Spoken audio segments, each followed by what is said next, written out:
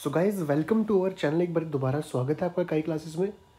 दोस्तों, जैसा आपको पता है कि लास्ट क्लास में हमने कुछ टॉपिक डिस्कस किया था ट्रिग्नोमेट्री को लेके, जो कि ट्रिग्नोमेट्री आपके जेकेपीएसआई का जो एग्ज़ाम होने वाला है, अभी रिसेंटली होगा इसका एग्ज़ाम।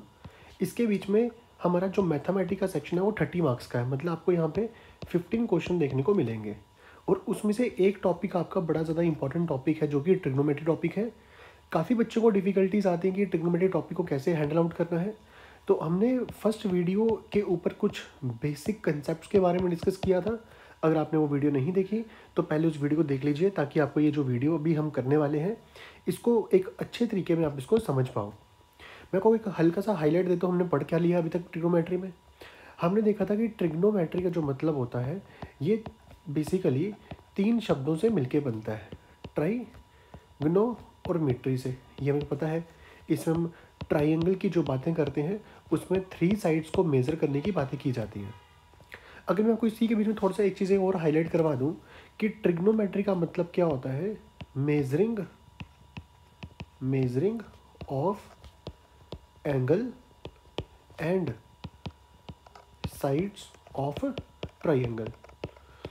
कि ट्राइंगल के जो एंगल्स हैं हमें उसके बारे में डिस्कस करना, और उनकी जो साइड्स हैं उनके बारे में यहाँ पे हम क्या करते हैं, डिस्कस करते हैं। ये हमने कहीं ना कहीं फर्स्ट क्लास के जो लेक्चर था उसमें हमने डिस्कस कर लिया है। तो आज हमारा जो क्लास होने वाली है ये हमारा सेकंड लेक्चर होने वाला है। तो इसको बड़े ध्यान से समझिएगा। कोई भी अगर कुछ भी चीज़ें में डाउट क्रिएट होता है तो उसको कमेंट में आप बता सकते हैं। इसके अलावा चैनल पे पहली बार विजिट किया तो चैनल को सब्सक्राइब कर लीजिए, वीडियो को लाइक कर लीजिए और प्रेस द बेल आइकन, ताकि हमारी कोई भी लेटेस्ट वीडियो है आप उसको मिस ना कर सको। इसके अलावा हम यहाँ पे जेकेपीएसआई जो कंप्यूटर सेक्शन है उसके कुछ एमसीक्यूज भी लेके आने वाले हैं, और उसके कुछ थ्योरी जो पार्ट है वो भी लेके आने वाले हैं। तो stay tune with the channel. तो चलिए स्टार्ट करते हैं टॉपिक को। ठीक है। लास्ट क्लास में तक मैंने आपको यहाँ तक बता दिया था कि अगर एक ट्राइंगल होती है हमारे पास, इस ट्राइंगल की जो 3 साइड्स होती हैं इनकी बात करते हैं हम ट्रिग्नोमेट्री में। और इसमें एक एंगल कितना होता है, 90 डिग्री होता है। जैसे फॉर एग्जांपल ए, बी और सी हो गया। यहाँ पे जो बी एंगल है ये कितना डिग्री दिख रहा है हमें, 90 डिग्री दिख रहा है। अगर हम यहाँ पे साइन जो एंगल हमें दिख रहा है यहाँ पे, अगर हम यहाँ पे एंगल सी की बात करते हैं तो इसकी जगह पे हम कैसे लिख सकते हैं, साइन सी लिखेंगे। तो अगर मैं एंगल सी की बात कर रहा हूँ तो इसमें हमारा बेस क्या बन जाएगा, 90, और जो एंगल मिलते हैं ये क्या बनाते हैं, हमारा बेस बनाते हैं। और 90 और विदाउट एंगल वाला काम क्या होता है, हमारा परपेंडिकुलर होता है। और 90 के सामने वाली जो लाइन होती है इसको हम क्या बोलते हैं, हाइपोटेन्यूज बोलते हैं। शॉर्ट फॉर्म में इसको हम एच लिखते हैं, इसको शॉर्ट फॉर्म में बी को बेस लिखते हैं और परपेंडिकुलर को पी लिखते हैं। ये भी लास्ट क्लास का टॉपिक है। तो मैंने आपको एक बेसिकली एक रूल बताया था कि पंडित बद्री प्रसाद हर हर बोले, ये आपको याद करवाया था मैंने लास्ट टाइम। तो ये जो एरो है, एरो का खास ध्यान रखना पड़ के, इसी के बेसिस पे आपके जो पूरा टॉपिक है वो चलेगा। ये मैंने लास्ट क्लास में आपको बताया था। ये होता है साइन का, ये होता है कॉस का, ये होता है टैन का, ये होता है कॉट का, ये होता है सीकेंड का, और ये होता है कोसिकेंड का। ये तो चलो आपको पता चल ही गया होगा। अभी तक अगर नहीं पता चला इसको एक बार अच्छे से पढ़ लीजिए, क्योंकि यही हमारा मेन पार्ट यही है जो कि हमारे पूरे टॉपिक में कवर होगा सारे के सारे। इसके अलावा भी कुछ चीज़ें और आपको आज कुछ फॉर्मूलेज डिस्कस कर लेते हैं जो कि इंपॉर्टेंट फॉर्मूले हैं, उसी के बेस पे आपका सारा काम निकलने वाला है। ठीक है जी। देखिए, जैसे आप कोई साइंस पढ़ते हैं, केमिस्ट्री पढ़ते हैं, जैसे उसमें एक हमारे पास मेन फॉर्मूले क्या होते हैं, जैसे HCl hydrochloric acid, H2SO4 sulphuric acid, HNO3 nitric acid. जैसे हमारे उसमें केमिस्ट्री में ये जो इंपॉर्टेंट फॉर्मूलेज होते हैं या बेसिकली क्या होते हैं हमारे पास, केमिकल्स होते हैं, उसी तरीके से ट्रिग्नोमेट्री में भी हमारे पास क्या होते हैं, 3 फार्मूले होते हैं, बड़े ज़्यादा इंपॉर्टेंट फार्मूले। और इन्हीं के बेस पे हमारा क्या होता है, पूरा का पूरा जो टॉपिक है वो चलते हैं। जैसे पहला फार्मूला होता है sine square theta plus cos square theta equals to 1। पहला टॉपिक ये होता है, फार्मूला जो होता है। सेकेंड फार्मूला होता है sec square theta minus tan square theta equals to 1 होता है, ये भी ध्यान रखिएगा। और लास्ट होता है cosec square theta minus cot square theta equals to 1। तो ये जो 3 फार्मूले हैं, ये 3 फार्मूले बड़े ज़्यादा इंपॉर्टेंट फार्मूले होते हैं हमारे पूरे ट्रिग्नोमेट्री में। तो पहला फार्मूला क्या देखा, साइंस के थीटा प्लस कॉस के थीटा इक्वल्स टू 1 होता है। दूसरा सेक्स के थीटा प्लस माइनस टेंस के थीटा इक्वल्स टू 1 होता है, और कोसेक्स के थीटा माइनस कॉट्स के थीटा इक्वल्स टू 1 होता है। इसका ध्यान रखिएगा, 3 फॉर्मूले बड़े इंपॉर्टेंट फॉर्मूले हैं, इन्हीं के बेस पे पूरा ट्रिग्नोमेट्री जो है वो सॉल्व होता रहेगा। इसके अलावा मैं आपको चीज़ बता दूं, अभी थोड़ा सा कुछ बेसिक चीज़ों की डिस्कस कर लेते हैं। अगर मैं एक, आपने बचपन में कहीं ना कहीं ये ग्राफ तो रेडी किया ही होगा अपना, जब भी आप ग्राफ बनाते हो उसको ऐसे बनाते हैं हमेशा। ये एक्सिस जो होती है इसको बोलते हैं हम एक्स एक्सिस, और इसको क्या बोलते हैं, x dash axis. This one is y axis, और ये वाली कौन सी होती है, वाई डैश एक्सिस। उसके बारे में तो पता ही होगा सबको। मतलब जब भी हम बेसिकली, जब आप छोटे थे 9th या 10th में आप पढ़ते होंगे, तो आपने बस इतना सा ग्राफ बनाया होगा, ये एक्स और वाई वाला पार्ट। आपने ये वाला पार्ट नहीं बनाया होगा, ये जो एक्स्ट्रा पार्ट बना रहे हैं हम। ज़रा इसी के बेस पे थोड़ा सा आज हम इस पर डिस्कस करते हैं कि होता क्या है, क्योंकि ट्रिग्नोमेट्री यहीं से सॉल्व होगी सारी की सारी। देखिए, ये वाला जो आपको पार्ट दिख रहा है इसको बोलते हैं फर्स्ट क्वाड्रेंट। ये बेसिकली क्या होता है, क्वाड्रेंट बोलते हैं। अब एक क्वाड्रेंट क्यों आया है नाम, क्वाड का मतलब होता है 4। तो देखो हमने प्लेन को चार हिस्सों में डिवाइड किया। फर्स्ट क्वाड्रेंट हो गया, सेकंड क्वाड्रेंट हो गया, थर्ड क्वाड्रेंट हो गया, और फोर्थ क्वाड्रेंट हो गया। तो जैसे हमने इसको 4 में डिवाइड किया, first quadrant, second quadrant, third quadrant और फोर्थ क्वाड्रेंट, तो इसीलिए इनको हम क्वाड का नाम दिया जाता है। क्वाड का मतलब 4 होता है, 4 होता है। तो क्लियर हो गया कि हमारा जो एक ग्राफ बनता है उसमें हमारा जो प्लेन होता है वो कितने पार्ट्स में डिवाइड होता है, 4 पार्ट्स में डिवाइड, जिसको हम क्या बोलते हैं, first quadrant, second quadrant, third quadrant and fourth quadrant होता है। इतना ध्यान देखिए। अब आप यहाँ पे बिल्कुल ध्यान से नोटिस करिएगा, यहाँ पे बिल्कुल इस पार्ट पे ये जो पॉइंट है इसको हम क्या बोलते हैं, ओरिजिन बोलते हैं, क्योंकि यहाँ पे जो दोनों लाइनें आपस में क्या कर रही है, मीट कर रही हैं। या फिर इसकी जगह पे हम ऐसा बोल दें कि दोनों लाइनें यहाँ पे क्या कर रही है, इंटरसेक्ट कर रही हैं। और जब भी दो लाइनें इंटरसेक्ट करती हैं हमारे इस प्लेन में, वो कहाँ पे करती है, हमारे ओरिजिन पे करती है। ये क्लियर होगा, ओरिजिन पे करती है। अब मुझे बताइए, ये जो दोनों लाइनें आपस में, एक्स वाली लाइन और वाई वाली लाइन के आपस में बिल्कुल परपेंडिकुलर है। परपेंडिकुलर का मतलब क्या, क्या 90 डिग्री पे मीट कर रही है, बिल्कुल कर रही है। अगर ये 90 डिग्री पे मीट कर रही है तो ये वाला एंगल भी कितना होगा, 90 होगा। तो ये भी 90 होगा, ये भी 90 होगा। इन शॉर्ट ये चारों एंगल्स कितने होंगे, 90 डिग्री पे होंगे। Is that clear? ये क्लियर हो गया कि 90 डिग्री पे होंगे। अब ज़रा समझते हैं कि सपोज करो मैं कलर चेंज कर देता हूँ। हाँ देखिए, ये जो लाइन जा रही है, ये वाली लाइन, और जो ये लाइन जा रही है, इन दोनों में एंगल कितना बन रहा है, 90 डिग्री का एंगल बन रहा है। ये जो लाइन जा रही है और ये जो लाइन जा रही है, मतलब ये वाई और एक्स डैश, इसके बीच में भी कितना बनता है, 90 डिग्री का बन रहा है। तो मुझे ये बताओ कि यहाँ से लेके यहाँ तक टोटल एंगल कितना बना, 90 और 90 कितना होगा, 180 हो गया। मतलब ये आपको जो एक लाइन दिख रही है, ये वाली लाइन पूरी की पूरी एक्स वैल्यू जो लाइन दिख रही है, ये जो पूरी स्ट्रेट लाइन दिख रही है आपको ऐसे, इस पर ये एंगल कितना बन रहा है, टोटल एंगल कितना बन रहा है, 180 डिग्री बन रहा है।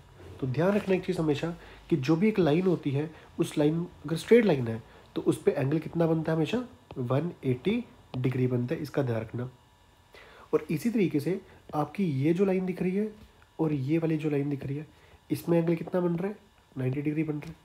और उसी सेम तरीके से वाई डैश वाली लाइन और एक्स डैश लाइन में जो एंगल बन रहा है वो कितना बन रहा है, 90 बन रहा है।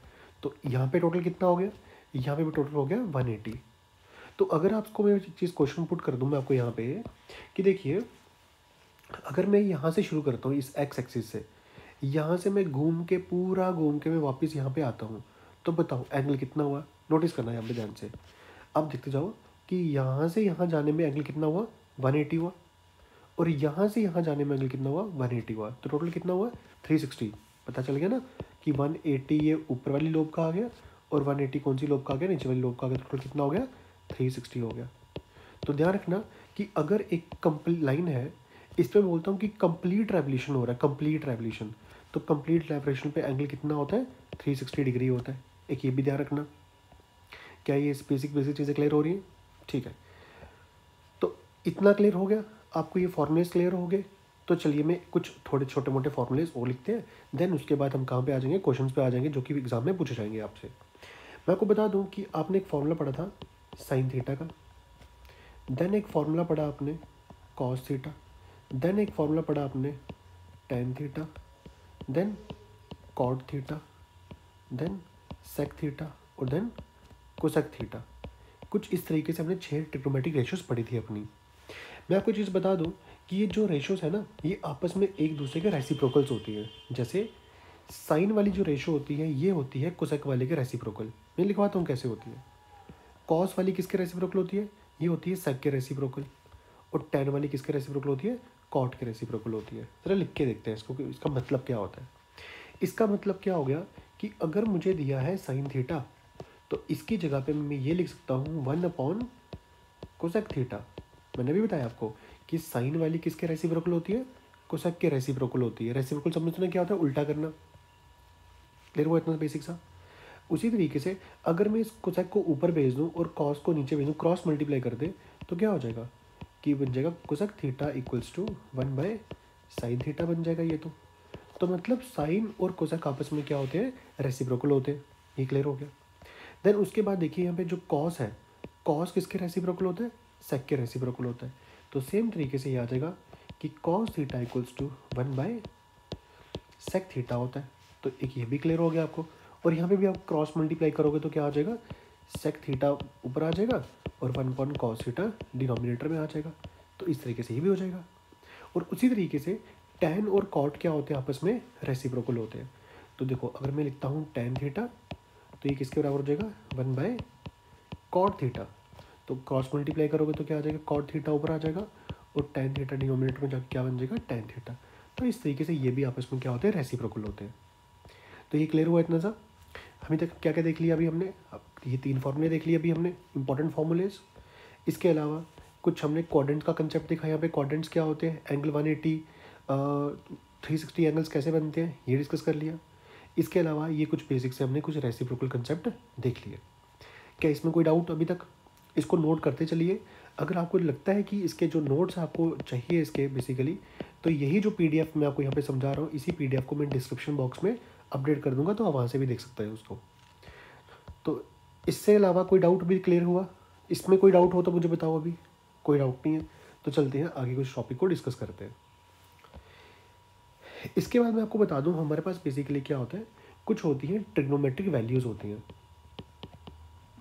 ट्रिग्नोमेट्रिक वैल्यूज़ काफ़ी इंपॉर्टेंट चीज़ें हैं ये। अगर ये आपको ट्रिग्नोमेट्रिक वैल्यूज़ आएंगी तो चांस पूरे हैं कि इसमें से एक क्वेश्चन आपको ज़रूर आएगा, इसमें से क्वेश्चन। तो ठीक है, देखते हैं कि ट्रिग्नोमेट्रिक वैल्यूज़ कैसे निकाली जाती हैं। दोस्तों मैं आपको बता दूं कि हमारे पास बेसिकली हमने कुछ ज़्यादा चीज़ों पे डिस्कस नहीं करना।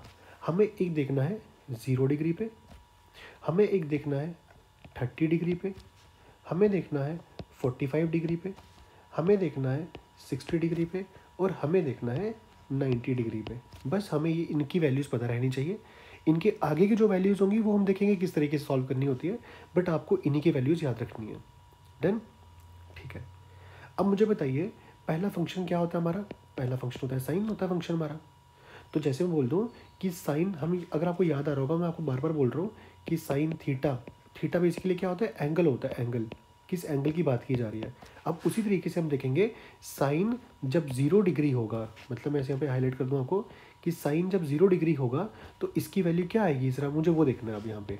ठीक, लिखते हैं इसकी वैल्यू।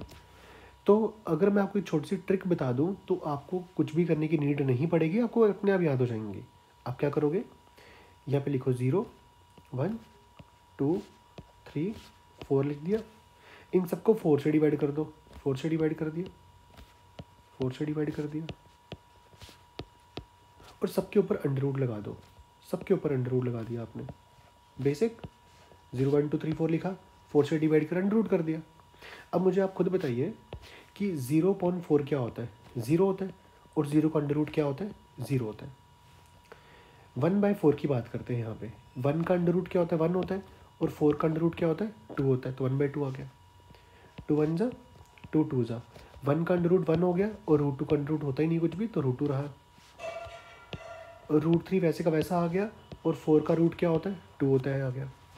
4 4 कट के 1 है और 1 का अंडर रूट 1 होता है। तो ये जो आपके पास वैल्यूज़ आई, किसकी वैल्यूज़ आ गई? साइन की वैल्यूज़ आ गई।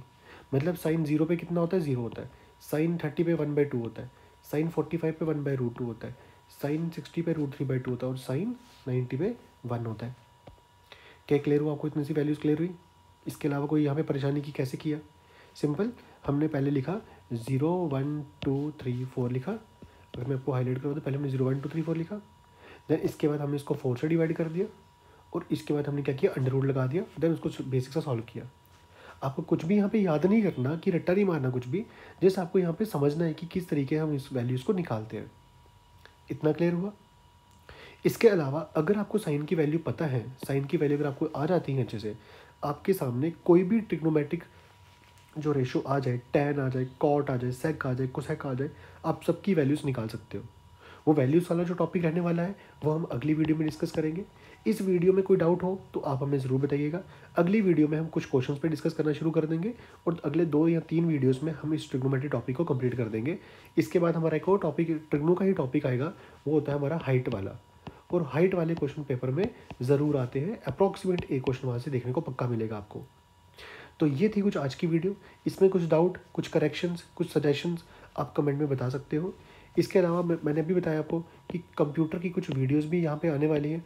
आप हमें बता दो कंप्यूटर के लेक्चर आपको चाहिए या कंप्यूटर के MCQs आपको चाहिए, जो भी आप बोलोगे आपको वही दोनों चीज़ें प्रोवाइड कर दी जाएंगी। इसके अलावा आपको कोई डाउट यहाँ पे क्रिएट होते हैं तो आप हमें कमेंट में बता सकते हो। इसी तरीके से देखते रहिए काई क्लासेस को, और कोई सजेशंस, कोई अपडेट करनी होगी तो आपको इसी चैनल पे देखने को मिल जाएंगी। सो मिलते हैं आपसे अगली वीडियो में, तब तक देखते रहिए काई क्लासेस।